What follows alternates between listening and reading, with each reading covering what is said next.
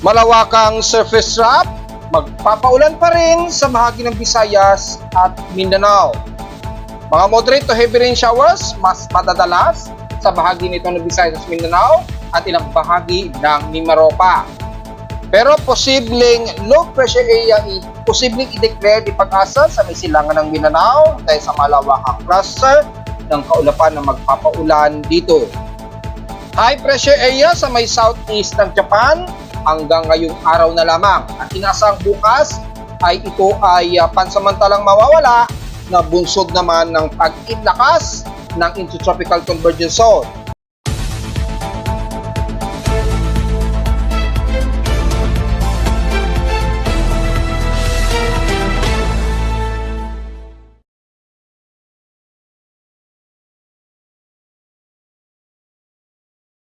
Hello, good morning mga folks. Welcome po muli sa ating daily weather bulletin at analysis para sa araw ng Miyerkules, June 19, 2024. Ang oras nating Boss Prime may maga ay alas 10:32 na ng umaga. Stationary na magiging overcast and gloomy pa rin ang bahagi ng Metro Manila ha mga folks. Kabilang na ang Calabarzon area at yung bahagi ng Hilagang Luzon ay magkakaroon din ng mga forecasted na mga isolated rain showers na typically northeastern Luzon na nakakaranas ngayon ng mga ilang kalat-kalat na pag-ulan na may ilang pagkilat at pagkulog. Na ayon sa ating lightning detection system, may na-detect na 7 lightning strikes dito sa may bahagi ng silangan ng Northern Luzon, sa may bahagi ng Quezon Province, especially sa may bandang Aurora region. At dyan sa bahagi rin ng bandang General Nakar ay may mga ilang pagkidlat within 2-hour period ang nai-record. So asahan ang bahagi ng Northern Luzon ngayon, medyo gloomy po tayo at magkakaroon ng mga ilan kalat-kalat na pag-ulan. At gaya na aking sinabi, kasama ang Metro Manila at Calabarzon, mataas ang forecasted na mga isolated rain showers, typically sa hapon o sa gabi pa rin. Sa ating current conditions, sa forecast gloomy, haze po tayo at ilang kaulapan, pero partly to mostly cloudy po ang kasalukuyang real time na nakikita natin ayon sa ating live CCTV. Medyo hazy po tayo dahil medyo gloomy pa rin tayo gaya rin kahapon. So bukod sa gloomy, haze tayo ngayon, asahan din ang medyo makulimlim maya-maya pero dahil overcast ay maaring biglang magkakaroon ng pagsikat ng araw and then maya-maya magiging makulim din po dahil nga po sa mataas ang saturated water vapor natin at asahan din ang thermal inversion dahil po sa nagaganap na yan ay sumasama po ang ating air quality sa low level gaya dito sa atin sa NCR na very unhealthy of 162 ang index natin. Mataas ang thermal inversion kaya expected na po natin ang mataas na air concentration kaya magmask po tayo ngayon para sa mga sensitibong mga baga dahil mataas ang thermal inversion. At dahil dyan, asahan pa rin ang mga mas mauulap na kaulapan lalo na mamayang hapon kapag bumababa ng bahagya ang temperatura. Sa lowest temperature na ito lang, naming weather station sa Caloocan, since kaninang madaling araw o hating gabi, eksakto 12 o'clock AM, nakapagtala kami ng lowest of 26.3 degrees Celsius. Kahapon nakapagtala kami ng medyo mataas ang air temperature at 34.5 degrees Celsius despite na overcast ay nakapagtala kami ng 34.5 degrees Celsius kahapon ito ng hapon at 1:36 PM. Ibig sabihin mataas ang aming heat index at 49.6 degrees Celsius ang naging init pandaman namin despite na madalas ang makulimlim sa amin sa Caloocan. Sa PH Extremes in past 24 hours naman, nangunguna naman this time ang Butuan na may pinakamataas na 34.9 degrees Celsius na highest air temperature na. Halos pumangalawa kami sa Caloocan na 34.5 at sa lowest temperature naman ay almost stationary pa rin sa Baguio City na lowest temperature sa kanila na 18 degrees Celsius. Pero nakakaranas sila ng mas foggy o halos zero visibility na ngayon ang madalas na umiiral sa Baguio City. At sa inulan naman, ang Infanta Quezon naman, ang inulan na umabot ng 61 mm ang naging total rainfall sa kanila. Sa amin sa Caloocan, mahina-hina lamang ang naranasan namin kahapon, umabot lamang ng 4.5 mm ang naging total rainfall. So sa loob ng 7 araw, naka 24.9 mm lamang kami na total rainfall sa buong linggo. So, hindi naging ganun kalakasan ang naging pag-ulan sa amin sa Caloocan sa loob ng isang linggo so far. Sa ating outside humidity, mataas-taas po ating water moisture content o yung ating relative humidity na nasa 82% at tumaas lang ito ng 1% since last hour. So dahil napakataas po ang ating saturated na o relative humidity, expected po ang anytime magkakaroon pa rin tayo ng mga kalat-kalat na pag-ulan anytime dahil mataas po yung water vapor o yung ating relative humidity. Unless tumaas din ang temperatura na umabot ng 33 degrees Celsius, ay makakaranas tayo ng humid na temperatura. Sa ngayon ay hindi pa dahil nasa 30 degrees Celsius, so medyo comfortable pa ang ating pakiramdam. Bagamat sa ating monitoring ay considering warmer temperature ito, at least hindi pa masyado humid ang ating mararamdaman. At kung titingnan natin yung dew point ay nasa 26.6 degrees Celsius ito. So medyo mataas pa ang concentration nito. At dahil sa mataas nito ay maaari pang umabot pa sa humid o maalinsangan ang magiging temperatura natin. As long na bumaba ito at least 18 degrees Celsius, mas mararamdaman natin ang medyo komportableng pakiramdam na temperatura. Pero kapag kasi mataas ang dew point, dahil nga po sa mataas ang relative humidity at temperatura, ay hindi significant na makakaramdam tayo ng comfortable na temperatura. Pero at least katanggap-tanggap pa rin dahil nasa 30 degrees Celsius nga yung outside temperature natin. So, medyo alanganin pa. Kapag kasi ang dew point natin nasa 18 degrees Celsius, ayan, comfortable po yan. Presko ang pakiramdam. So, at least may idea na tayo. Kasi yung mga ibang mga weather reporters, hindi nila na ipapaliwanag ito kung kailan tayo nakakaramdam ng komportableng pakiramdam na temperatura. Kasi iba yung pagkamaalinsangan kasi ang ating panahon o mataas ang alinsangan, mainit sa katawan tapos malagkit kapag tayo ay pinapawisan. Ganun po yun, hindi komportable. Kapag ka-warmer po ang ating outside temperature, ayan, nakikita naman sa aking dashboard, kapag warmer, typically yung dew point naglalaro sa mga 25 to 26 degrees Celsius o more than 20 degrees Celsius yung dew point. Kapag pumipitik ng 18 degrees Celsius yung dew point, yan, medyo comfortable. Medyo presko sa pakiramdam natin. Ganun po yun. At least maintindihan natin kapag nakakaramdam tayo ng pababago sa pakiramdam ng temperatura sa paligid. Hindi ibig sabihin na mababa ang ating outside temperature na below 30 degrees, maganda na kagad ang ating pakiramdam. Depende yan sa laro ng relative humidity at sa temperatura. At dito natin mapagbabasihan ang laro ng dew point po. Ang pinaka-komportable na pakiramdam kapag ka nasa around 18 degrees Celsius po ang temperatura ng dew point. Kasi yan po yung pinaka-presko. Yung kumbaga sa naglagay ka ng yelo, nagpapawis ng malamig yung gilid ng baso. Ganyan po yun. Nagsasaturate po yung water moisture kapag kaganyan. Kapag ganito kataas po, tumataas ang alinsangan. Maalinsangan siya. So, yun po ang ating pagbabasihan.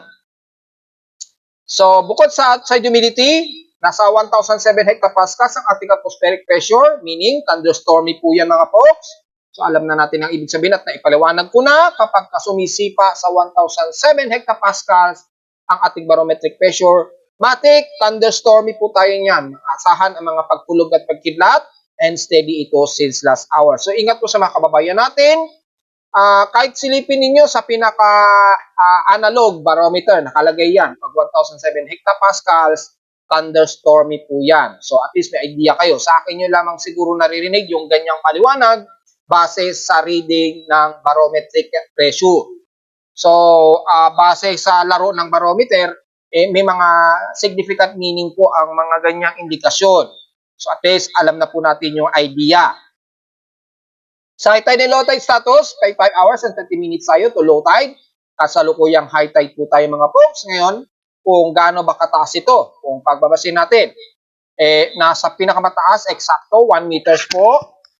yung highest high tide natin ngayon, kaninang 7:40 AM. So dahil medyo mataas ay pwede po pumalaot kahit sa mga bandang Pampang ng Manila Bay o bandang Cavite sa mga gustong mangisda ngayong araw. At mataas naman siya at ingat na lamang sa medyo mahangin dahil medyo may bahagyang pagkarafi yung sa may bandang timog kanluran ng karagatan dahil mataas po yung traffic conditions sa paligid ng yan. So ingat na lamang, pero kung dito sa may bandang West Philippine Sea ay wala naman tayong magiging problema. Mas malalim nga lang siya dahil mataas po o kasalukuyang nasa high tide status tayo. So ingat na lamang lalo na sa mga balak maligo sa pangpang ng Manila Bay. Sa ating almanak naman, sumikat ang haring araw kaninang 5:27 AM at tinasang lulubog ito mamayang 6:27 PM. Ang ating almost full moon na po at 92% illuminated waxing gibbous. Mamayang hapon pa po ito sisikat, mamayang 3:55 AM at kinabukasan na ng madaling araw naman ito ng 3:26 AM lulubog. So, nasa elevation of negative 69 degrees pa. So, mataas na, malalim-lalim pa yung position ng buwan para ito sumikat mamayang 3:55 PM po. So, mamayang hapon po ito mag-moonrise. Samantala, sa ating local weather outlook, para ngayong Miyerkules at Huwebes, magiging partly cloudy pa rin. Almost stationary gaya kahapon na may mga localized thunderstorms ang iiral. 97 to 100% po chance ng ulan ngayong araw, so magdala po ng payong. At bukas ng Huwebes, ganun din, magiging maulap ang maghapon at localized thunderstorms. So hanggang bukas ay magdadala pa rin tayo ng mga pananggalang sa ulan hanggang bukas. At probably, ayon sa ating short-term weather forecast, ay this whole weekend ay magkakaroon tayo ng tuloy-tuloy na mga kalat-kalat na pag-ulan na may localized thunderstorm. So, lagi ninyong ihanda o ibaon ang inyong mga payong dahil hanggang weekend ay asahan ang mga kalat-kalat na pag-ulan na may localized thunderstorms. Highest and lowest temperature expected, 32 to 33 degrees Celsius, maglalaro yan. At lowest temperature expected ay 26 degrees o 25 to 26 degrees Celsius. So, diretso agad tayo sa ating ginagamit na satellite imagery. Makikita po ang mapakalawak na surface trap po na ito. Makikita sa satellite imagery natin using infrared cyclone vortex environment. Yan. Kasi ginagamit natin ito para ma-determine natin kung may posibleng low pressure, at least shallow low pressure area, kahit na hindi ito nag-i-invest dahil sa makapal na cluster ng kaulapan nito sa may bandang Southern Luzon, Visayas at Mindanao. Yung cluster ng kaulapan nito ay magdudulot ng mga kalat-kalat na moderate and some heavy rain showers. Pero dito, base sa ating infrared CBE, mataas yung accumulated water vapor. So, expected, maaaring tawagin niya ni Pag-asa na shallow low pressure area anytime. So, tingnan, magdedetermine kasi binabase ni Pag-asa kapag mataas ang accumulated low pressure, yung surface, kinukonsider na rin itong shallow low pressure area. Pero sa ating analysis, hindi pa rin natin matatawag yan na invest sa ngayon dahil gaya na ating sinasabi, sabog po o kalat-kalat po yung kanyang convergence. So, hindi natin siya maituturing na isang low pressure area pa sa ngayon. Naglalaro pa at kalat-kalat at very cluster po kasi yung kaulapan base dito sa ating infrared CBE. Pero expected yung mga sentro na yan, yung mga cluster na yan, mabababa ang atmospheric pressure dyan. Malamang naglalaro sa 1,007 hectopascals o maaaring tumitik pa ng 1,006 hectopascals. Dahil dyan, naglalaro yung low pressure at nagkakaroon ng ilang convergence kahit papaano, bumababa yung atmospheric pressure. So, anytime, pwede itaas yan ni Pag-asa as low pressure area So, depende na kay Pag-asa kung itatawag niyan. Pwede din sa may bandang kanluran ng bansa, dahil mataas din ang cluster ng surface trap na yan, na pwede rin nilang itaas o tawaging low pressure area. Pero sa ating analysis, hindi pa natin matatawag yan na isang invest low pressure area. Cluster lamang na mga magdadala yan ng mga malakasang pag-ulan. So, sa bahagi nga po ng mula Southern Luzon, Visayas at Mindanao, hindi na natin masado isa-isahin dahil napakalawak po kasi yung surface trap na ito, yung buong Visayas lalo na, at Mindanao, asahan po ang mga kalat-kalat at cluster ng moderate and heavy rain showers, kaya magdala po ng pananggalang at ingat sa biglaang flash floods, mga folks. at halos maghapon po ang iiral nito base sa ating water vapor, umabot o lagpas 55 mm ang expected na downpour ng rain showers po. Lalo na dito sa may bandang Kanluran at ilang bahagi ng Negros Region, Panay, Central Visayas, sa may Eastern Visayas naman sa may bahagi ng Borongan Eastern Samar, matataas ang volume ng buhos ng ulan. At sa bahagi naman ng Mindanao ay dito sa may silangang bahagi ng Mindanao mula Surigao del Norte, Surigao del Sur hanggang Compostela Valley. Ingat po sa potensyal na pagbaha. Hindi natin maiaalis ang potensyal na bigla ang flash floods at the rest ng buong Mindanao ay asahan na very gloomy po at as expected ang mga kalat-kalat ulan, lalo na sa buong Davao Region, Northern Mindanao at dito sa may bandang Agusan del Sur and the rest ng Maguindanao area. So, di natin masyado isa-isahin yan dahil halos buong Visayas at Mindanao hanggang dito sa may kalurang bahagi ng Mimaropa ay expected din ang mga moderate and heavy rain showers. Ingat sa pagbaha at pagguho ng lupa. Pero dito sa bahagi nga po ng bandang Marinduque pataas, ng bandang Quezon Province at Bicol Region, bagamat medyo katamtaman, ay expected pa rin ng mga medyo overcast and gloomy at asahan din ang maya-maya, lalo na sa hapon, ang magiging makulimlim at magkakaroon ng mga kalat-katabang ulan na may pagkidlat at pagkulog. Sa ngayon, medyo maaraw muna ang bahagi ng Camarines Norte, Camarines Sur, at hanggang dyan sa may bahagi ng Naga, Iriga, at Legazpi City. Kabilang na ang Catanduanes Island na kasalukuyang medyo maaraw muna at asahan ang humid na panahon. Pero pagdating ng hapon o gabi, expected magkakaroon ng saturated water vapor na maiipon dyan at asahan ang mga isolated rain showers na may pagkulog at pagkilap. So take note dyan at sa bahagi ng Calabarzon area, dyan kasama na ang buong Batangas, Laguna area, pataas na ng bandang Calamba hanggang Cavite, katamtaman din ang lagay na inyong panahon. So medyo maaraw muna dyan at medyo humid. At asahan din ang mga isolated rain showers, especially sa hapon din at sa gabi. So take note yan mga pog, magdala na lamang ang pananggalang sa tindi sikat ng araw ngayong umaga at sa hapon naman ay asahan ang kalat-kalat na pag-ulan. Papasok na yun ang bahagi ng Metro Manila na kasalukuyan na medyo katamtaman din ang lagay ng panahon. Pero inuulit natin, overcast, gloomy po tayo at medyo haze po. So expected pagdating din na hapon o gabi, expected pa rin ang bigla ang kalat-kalat at mga localized thunderstorms. Pataas na yan ang Central Luzon, magiging katamtaman po, overcast and gloomy rin, lalo na sa bahagi nga po ng hilagang silangan ng Luzon, nabanggit na natin kanina na nakakaranas ng mga ilang kalat-kalat na pag-ulan na may ilang pagkilat at pagkulog, lalo na sa may bandang Aurora Region, pataas na yun ng Isabela dyan sa Palanan, Isabela. Dala ng pananggalang ha sa ulan, dahil may kalat-kalat na pag-ulan kayo dyan, at sa kanluran naman ng bandang Zambales, Dagupan, lalo na sa buong bahagi ng Pangasinan, pataas na yung La Union, kasalukuyan medyo overcast din na may bahagyang katamtaman ang lagay na panahon, so medyo katamtaman muna ang iiral, kabilang na ang Baguio City at dyan sa bahagi nga po ng Benguet, pero maya-maya ay hindi pa rin maaalis pagdating ng hapon ang mga matitinding localized thunderstorms na aabot ng mga mid-range o moderate to violent thunderstorms, lalo na mula din sa may bandang Ilocos Sur, pataas na ng Lawag, Ilocos Norte.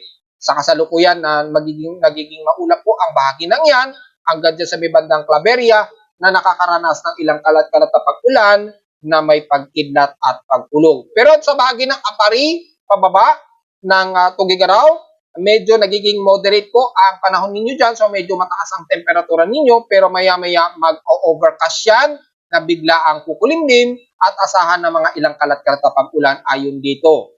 Pero mataas ang forecast na mas magiging humid ang bahagi ng yan mula Tugigaraw, pataas ng Bagao hanggang Apari po. So at least alam na natin kapag maalinsangan po ang temperatura natin dahil hindi naman nagkakamali yung contour map ayon sa data feed ni Pag-asa. Yan, mataas ang temperatura ninyo.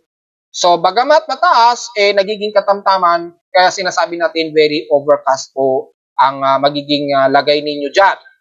Pagdala pa rin ang pananggalang sa tinding sikat ng araw at maya-maya ay sa mga isolated rain showers, lalo na sa mga pagkulog at pagkidlat. So generally, very overcast po tayo at lalo na sa bahagi ng Visayas at Mindanao, mas nakakaranas sila ng surface trap dyan, malawakang surface trap na magdudulot po ng mga ilang moderate and some heavy rain showers.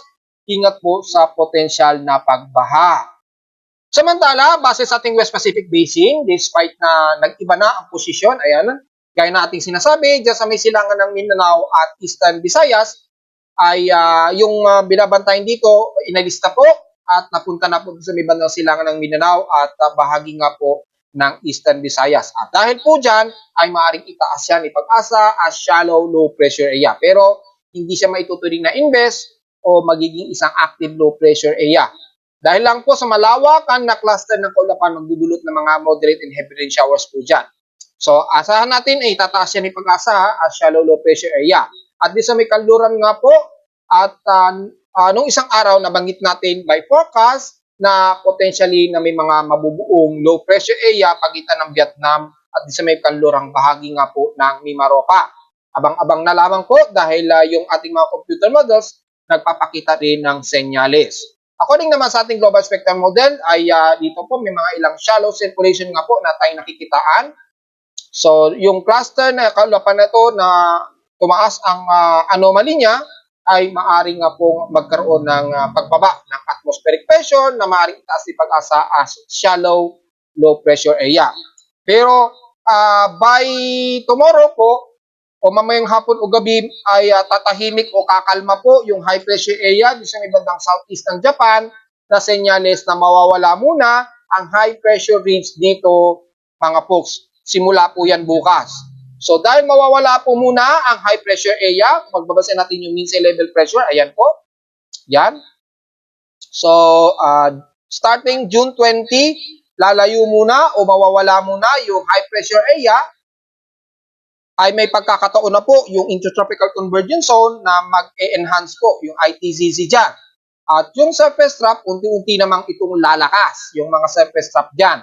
At dahil sa pag-iral ng surface trough, dahil sa pagkawala ng presensya ng high pressure area, simula bukas, ay unti-unti magkakaroon na ng mga sunod-sunod yan, ng mga ilang shallow circulation dyan, na posibleng anytime na magkakaroon tayo ng tropical wave. At maaari pang magbungsod ito invest at posibleng pang may mabuo na active low pressure area sa mga susunod na araw. So malinaw naman yan, kapag ang high pressure area, gaya na ating sinasabi, oras na mawala yan din sa may bandang southern Japan o southeastern Japan, pagkakataon ng ITZZ dito na magkaroon ng further enhancement ng mga sirkulasyon na potentially na magkakaroon ng pamumuo ng sunod-sunod na mga low pressure area at may mga chances na magkaroon ng pamumuo ng isang low pressure area.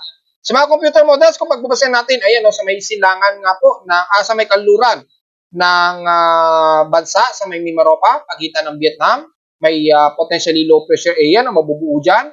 Approximate dyan by baka bukas o June 21. Kung hindi bukas, by June 21, ay may potential na may mabubuong low pressure area dyan na maaring itaas. O kung hindi man ngayong araw, maaring bukas, tingnan natin, depende sa development ng cluster ng kaulapan nito alongside ng southwest monsoon nga po na paiiralin. Kaya maaring within 24 to 48 hours ay potentially magkakaroon ng low pressure area dyan dahil bababa nga po sa below 1,000 hectopascals yung center air pressure dyan. So hindi na tayo magtataka pa kapag nagkaroon ng low pressure area dyan na itataas. Pero base naman dito sa computer models ng GMS, mukhang hindi naman ito tatama sa bansa. Kundi medyo tatama ito sa may bahagi nga po ng Hainan, sa may bandang China. So maaring magpa-enhance ito ng ating habagat sa mga susunod na araw. So tingnan natin. At sa ECMWF ay malayo naman sa ipinapakita ni GFS. Kundi isang paglakas lamang ng ating southwest monsoon na magdudulot naman ng malakasang pag-ulan sa timog kanluran na naman ng bansa. At dahil sa paglakas din ng intertropical convergence line, kasabay ng pagkawala muna ng high pressure area sa may southeast ng Japan, ay expected lalakas po yung mga surface trough dyan na magdudulot ng mas maulap na yung papurin at magdudulot ng mga kalat-kalat na mga moderate and heavy rain showers sa buong Visayas at Mindanao area. So sa mga taga Visayas at Mindanao area, asahan po na magkakaroon kayo ng mga sunod-sunod na magpag-ulan sa susunod na araw ha. So ingat po sa mga biglang flash floodings at paghandaan ito mga folks. Hindi pa masyado gaano apektado ang bahagi ng Nodo Luzon area. Pero hindi pa rin tayo lusot sa mga biglang isolated rain showers na may localized thunderstorms. Kay NAPGEM naman, kung pagbasehin natin, meron ding nakikitaan na shallow low pressure area alongside dito sa may kalurang bahagi ng bansa. So, kay NAPGEM at GFS, halos nagtutugma yung extended computer model forecast na may potentially na low pressure area na mabubuo sa may kalurang bahagi ng bansa at dito sa may bandang silangan naman ng bansa sa may pagitan o Eastern Mindanao at Eastern Visayas area na anytime ngayong araw, maaari itaas nga po yan ni Pag-asa bilang shallow low pressure area. At least hindi tayo nagkakamali ng ating analysis na kapag itinaas yan. Pero inuulit ko, maliit pa ang chance niya na mag-iisang active low pressure area. So, ibig sabihin lamang, nagkakaroon lamang ng malawakang convergence yan, pero walang upward convection o wala siyang masyadong upward convectivity na magbubunsod nga po na magiging isang active low pressure area. So, malinaw yan mga folks ha. Baka malito na naman po kayo. At base naman sa Icon NGAM, halos sa surface trap lang din ang ipinapakita nito na magdudulot ng mga kalat-kalat nga po ng pag-ulan sa Visayas at Mindanao. So, expected ang mga flash flood sa Visayas at Mindanao, paghandaan ito mga folks. Sipin muna natin yung ating space weather observations naman. Mukhang nagbago po yung forecast na expected na magkaroon ng unsettled to active. Agad-agad din itong inalis. So, hindi nagkaroon ng katotohanan yung ilang forecast. Bagamat kapon nakaranas tayo nilang unsettled geomagnetic field, so napaka-minor lamang ang naranasan kahapon. Pero yung active geomagnetic field, hindi naman natuloy. So, good news na rin po. At ayon sa ating current na KP-NOAA index, ay wala naman tayong nakikitaan na unsettled dito. In the next 24 hours, ay ganun din, wala rin tayong masyadong nakikitaan ayon dito sa ating KP-NOAA index. So, wala masyadong D1 minor o mas higit pa na geomagnetic storms expected ngayong araw hanggang sa susunod na 24 oras. So, wala, mababa rin ang ating solar radiation at 10%. Pero yung possible radio blackout pa rin, based on forecast, sa loob ng 3 araw ay naglalaro sa 55%. Dahil most likely, yung expert class, anytime ay pwedeng mag-emit yan mula sa region nga ng ER3712 at 3716. Na pinaliwanag ko na nga po yan kahapon, di ba? Yung sunspots na direct ang nakatutok nga po sa Earth. So, bagamat wala pang masyadong active na nire-release ang haring araw na nakadirekta sa Earth, pero anytime hindi may aalis na bigla ang magkaroon ng coronal mass ejection yan. Kaya nasa 55% po ang potentially blackout pa rin na naka-forecast. Hopefully, hindi po yan mag-release hanggang sa tumalikod na itong mga sunspot na ito. Ayun o, kitang-kita sa magnetogram na yung malawakang cluster ng sunspots na yan. Sa ngayon, ang ating sunspot number o daily sunspots number ay nasa 150 po. Yung lawak ng sunspot nito, malaki-laki pa rin siya. So, very worry na lamang sa sunspot na ito ngayong araw. At sa ating forecast na nowcast K-index by June 22, yan, by June 22, maaari pa umabot sa unsettled geomagnetic field hanggang hanggang June 22 nga po. Potentially unsettled po ang naka-forecast dito na geomagnetic field. So medyo noted na lamang ito mga folks. Yan. Pero wala naman tayong hihigit sa KP Index of 3 na nakikitaan ayon sa ating extended forecast ng geomagnetic field. Wala tayong X-ray events. Kalmado naman. Yung photon flux, kalmado naman siya so far. So wala tayong nagiging komento. At mula kahapon sa pagiging unsettled, tahimik naman ang ating geomagnetic field. Medyo malikot lamang ng bahagya yung ating solar wind. Ayan, nasa above normal speed po ito. So medyo nagkakaroon ng bahagyang distortion sa ating magnetosphere. Ayan o, nadidistort pa rin yung ating horizontal parallel. Naglalaro pa rin siya. So maaaring maapekto pa rin sa ating magnetosphere na magdudulot ng mga ilang significant ionospheric TEC range error dito sa Mid-Pacific at anytime itong whole day ay maaaring maka-apekto sa Pilipinas. Pero hindi natin ramdam ito, napaka-minor lamang dahil below mid-range naman yung ionospheric range ito o mas mababa sa 60 na ionospheric range error. So, kung titingnan natin yung auroral activity, bahagyang nagmo-moderate ang probability ng auroral activity sa may bandang southern hemisphere o sa may south pole, hindi masyado sa north pole. So, bahagyang meron kayong auroral borealis diyan sa may bandang south pole, sa may bandang Australis o southern Australis. Makikita po. Sa mga taga-Australia, since daylight po, yung nighttime sa may bandang South America, medyo makikita po ito kasalukuyan mga folks. Hindi masyado sa North Pole. So, wala naman masyado tayong magiging komento dahil at least yung North Pole ay kalmado, maliban lang lamang sa South Pole. Na nalilit lamang na areas ang magiging apektado. So, yun lamang dahil sa malumalakas na ating wind velocity. Expected yan na tutuloy-tuloy ngayong araw at potentially hanggang bukas po. At posibleng mag-extend yan hanggang June 23 according dito sa ating radial velocity na maaring humigit pa sa 500. Posible po yan na humigit sa 500 km a second. Pero base dito, maaring naglalaro ito sa mga hanggang 470 to 480 km a second. Malakas pa rin ng significant impact yan sa ating magnetosphere. So, expected ang distortion sa ating horizontal parallel ng magnetosphere natin, ha? At yung ating absorption, kasalukuyang apektado ang Southeast Asia sa Japan, bandang China, Korea, at siyempre nadadamay ang Pilipinas.